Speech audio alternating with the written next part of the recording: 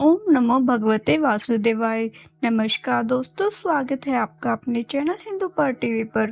दोस्तों, आज हम आपको वैशाख महात्म्य का चौथा अध्याय सुनाने जा रहे हैं। वीडियो को शुरू करने से पहले वीडियो को लाइक करें और चैनल को सब्सक्राइब करें। वैशाख महात्म्य का चौथा अध्याय। नारद जी बोले, हे राजन, जैसे रसों में दूध, दूध से दही और दही से घृत उत्तम है, ऐसे ही मासों में कार्तिक मास, कार्तिक से माघ तथा माघ से वैशाख मास अधिक है। इसमें धर्म करना बरगद की ब्राई की तरह बढ़ता है। मेघ की संक्रांति में मधुसूदन भगवान का ध्यान कर तथा प्रातःकाल स्नान कर विष्णु भगवान का पूजन करे और मंत्र से मधुसूदन भगवान की प्रार्थना करे। हे मधुसूदन देवादिदेव, मैं वैशाख में श्री संक्रांति व्रत प्रातःकाल स्नान करने की कामना करता हूँ। आप इसे निर्विघ्न पूर्ण कीजिए। फिर अर्घ्य देते हुए कहे, हे मधुसूदन, आपको अर्घ्य देता हूँ, इसे बलि भांति ग्रहण कीजिए। गंगा आदि तीर्थ सब जलाशय मेरे दिए हुए अर्घ्य को प्रसन्नता से ग्रहण करो और मुझ पर प्रसन्न होकर यथा उचित फल दीजिए।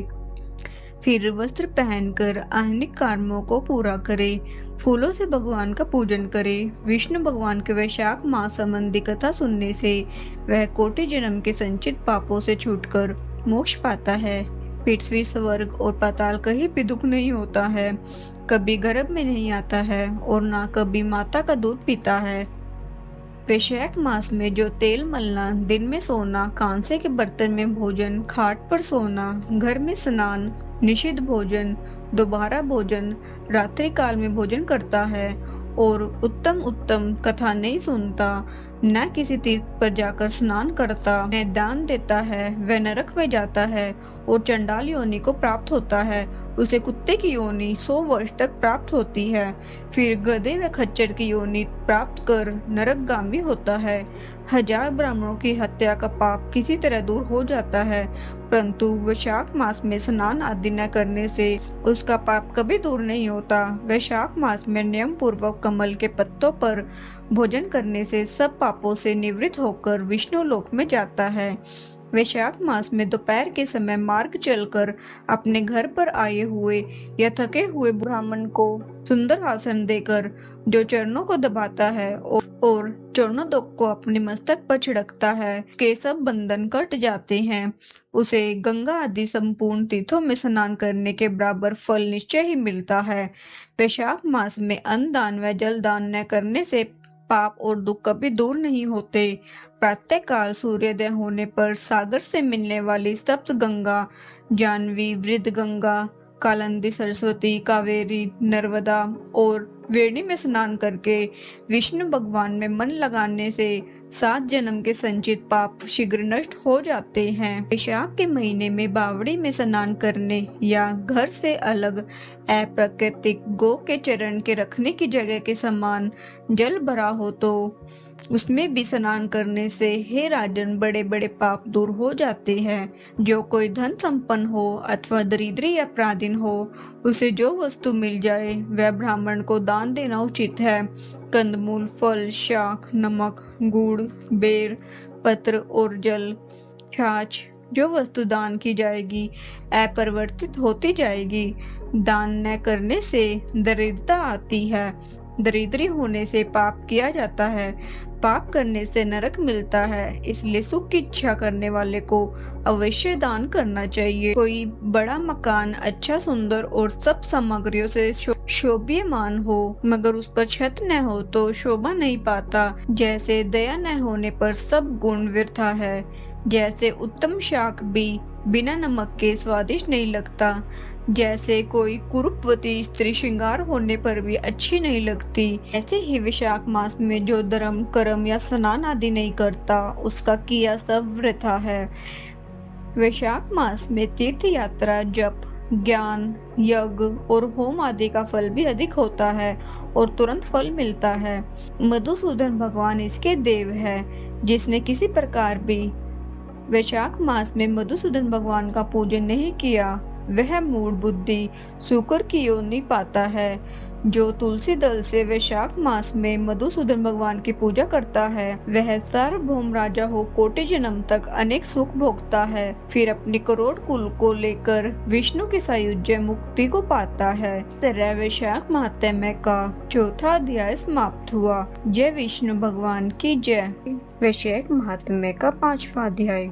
नारद जी कहने लगे, हे राजन, वैशाख मास सब धर्मों, सब प्रकार के तपों, सब महीनों और सब दानों से अधिक क्यों है? सो सब हे महाप्राज्ञ, अब मैं तेरे सामने कहता हूँ, तू ध्यान से सुन। जब सब युगों का अंत होता है, तब सब देवताओं के राजा शेष साई विष्णु भगवान संपूर्ण लोक और जीवों को अपने उदर में समेट प्रलय के समुद्र में शयन करते हैं और योग माया के प्रताप से अनेक होकर भी एकता को प्राप्त होते हैं। एक दिव्य निमेष व्यतीत होने पर वेद प्रार्थना करके भगवान को जगाते हैं। तब भगवान अपने उदर में स्थित जीवों की रक्षा करते हुए उन जीवों को अपने अपने कर्म को फल देने के लिए सृष्टि के रचने का मन में विचार करते हैं।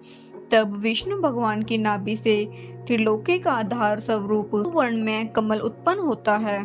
उसी कमल से विराट पुरुष रूपी ब्रह्मा उत्पन्न हुए।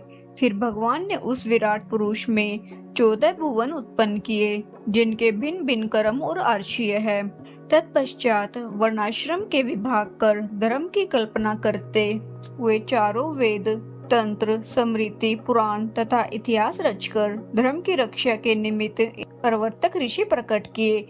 इन ऋषियों ने अलग अलग वर्णों के अलग अलग धर्म प्रवृत्त किए, जिन पर सब प्रजा श्रद्धा करने लगी। प्रजा अपने अपने आश्रमोचित धर्मों में लगी हुई या नहीं, यह देखने के लिए साक्षात अविनाशी सर्वंतयामी भगवान चिंता करने लगे। यह वर्षा काल मैंने निर्माण किया, इसमें सब प्रजा कीचड़ आदि में पस दुखी हो रही है, जिससे सब धर्मों को नहीं कर सकती।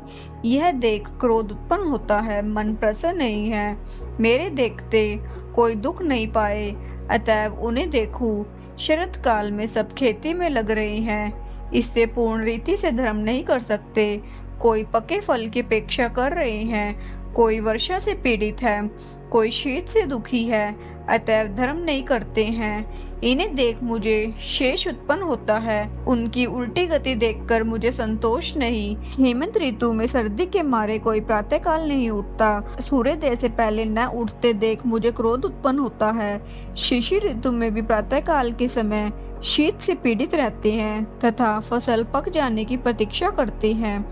फिर जो मनुष्य जाड़े के मारे प्रातः काल स्नान करने के लिए केवल सोचा ही करते हैं, उनका शुभ कर्म लुप्त हो जाता है, जो कभी पूरा नहीं होता। यह समय प्रेक्षण का नहीं है। ऐसा विचार कर भगवान ने बसंत ऋतु को संपूर्ण पातकों का निवारण करने वाला माना है। यह ऋतु स्नान, दान, यज्ञ, क्रिया, भोग और सब प्रकार के धर्मों का साधन करने के लिए बड़ी अनुकूल है। इस ऋतु में धनवान सब वस्तु बिना प्रयास ही प्राप्त करते हैं। जैसे लोगों को धन से सुख मिलता है, जो विष्णु भगवान के आधारभूत प्राणी हैं, उन्हें धर्म का साधन ही द्रव्य है। बसंत ऋतु में संपूर्ण द्रव्य प्राणियों को सुखदायक होते हैं। दान योग्य, धर्म योग्य और सब कुछ भोगने योग्य निर्धन, लूले, लंगड़े, व्याकुल और महात्माओं को संपूर्ण द्रव्य और जलादि सुलभ है, इसमें संशय नहीं है। मेरे प्रियजन इन द्रव्यों से अपनी आत्मा का हित साधन करते हैं। पत्र, पुष्प, फल, शाकादि, प्रिय वचन, माला, तांबूल, चंदन, पग धोना तथा नम्रता पूर्वक साधन करते हैं। मैं उनको वर देता हूँ। ऐसा कहते हुए विष्णु भगवान लक्ष्मी सहित चारों ओर वनों को देखते चले, जिनमें अनेक प्रकार के फूल खिल रहे हैं। इनमें हष्ट-पुष्ट प्राणी रहते हैं और मतवाले, भ्रमर और पक्षी विचर रहे हैं। ग्रामवासियों के बहुमूल्य आश्रमों के आंगन, उद्यान स्थल लक्ष्मी को दिखाने लगे। उनकी देवता, मुनीश्वर, सिद्ध, चरण, गंधर्व, किन्नर, नाग, राक्षस सब स्तुति करते हैं। वर्णाश्रम वासियों के घरों में रहकर मीन की संक्रांति तक लक्ष्मी और सब देवताओं और मूर्तियों सहित भगवान रह करके लोगों के कर्मों का निरीक्षण करते हैं। धर्माचरण वाले पुरुषों की मनोकामना पूरी कर देते हैं और मदोन्मत्त लोगों की आयु और धनादि को हरते हैं। जो वैशाख में भगवान की पूजा करते हैं और उनके चल मूर्ति रूप साधु महात्माओं की सेवा करते हैं तथा अन्य महीनों में नहीं करते, उनके अपराध को भगवान क्षमा कर देते हैं। जैसे अपने देश में आए हुए राजा को देख उस देश के निवासी मनुष्य बहुमूल्य भेंट पूजा लेकर राजा की पूजा करते हैं। तब राजा पूजा के अपराधी द्वारा यह जान लेता है कि किसकी सेवा पूरी है, किसकी थोड़ी।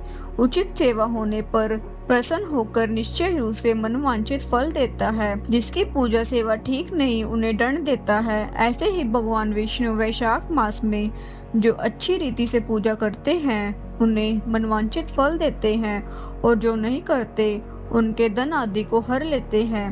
धर्म के रक्षक देव सारंदर विष्णु भगवान इस मास में प्राणी की परीक्षा करते हैं, इसलिए यह महीना सबसे उत्तम है। जय लक्ष्मी नारायण भगवान की जय। वैशाख महात्म्य का छठा अध्याय। नारद जी बोले, हे राजन, वैशाख महीने में मार्ग चलने से व्याकुल और प्यासे मनुष्य को जो जलदान नहीं करते वह पक्षी की योनि पाते हैं। उदाहरण के लिए हम ब्राह्मण और घर की छिपकली का प्राचीन इतिहास कहते हैं। प्राचीन काल में इक्ष्वाकु के वंश में हेमांग नामक एक राजा हुआ। वह ब्राह्मणों का भक्त, अनिंदक, जित शत्रु और जितेंद्रिय था। पृथ्वी में जितने बालू के कण, समुद्र में जितने जल के बिंदु हैं और आकाश में जितने तारागण हैं, उतने ही गो उस राजा ने दान की। उसने बहुत से यज्ञ किए। उन यज्ञों की कुशाओं से पृथ्वी पर कुशा ही कुशा दिखाई देने लगी और गो, भूमि, तिल और स्वर्ण दान से बहुत से ब्राह्मणों को प्रसन्न किया। कोई ऐसा दान नहीं किया जो उसने नहीं किया। परंतु हे राजन, सुख की इच्छा करने वाले उस राजा ने एक जल दान नहीं किया। ब्रह्मपुत्र महात्मा वशिष्ठ जी ने उसे ज्ञान कराया कि जल दान करो, परंतु उसने दुर्बुद्धि और हेतुवाद से कहा कि जल तो बिना मूल्य से ही मिलता है, इसे दान करने का क्या फल मिलेगा। ऐसी अनेक बातें कही और ब्राह्मण को जल दान नहीं किया और कहने लगा कि अलभ्य वस्तु दान करने से पुण्य मिलता है और यह ठीक भी है। वह राजा लूले, लंगड़े, दरिद्री और जीविकाहीन ब्राह्मणों सेवा तो करता था, किंतु वेद पाठी, तत्वज्ञानी और तथा ब्रह्मवादियों की पूजा नहीं करता था। वह राजा कहा करता था कि विख्यात ब्राह्मणों की पूजा सेवा तो सभी करते हैं, परंतु अनाथ, बिना पढ़े लिखे, लूले, लंगड़े ब्राह्मण और दरिद्रों की बड़ी दुर्गति है। अतएव ऐसे ही लोगों की मेरी दया के पात्र है। इस प्रकार वह दुर्बुद्धि कुपात्रों को दान देता रहा।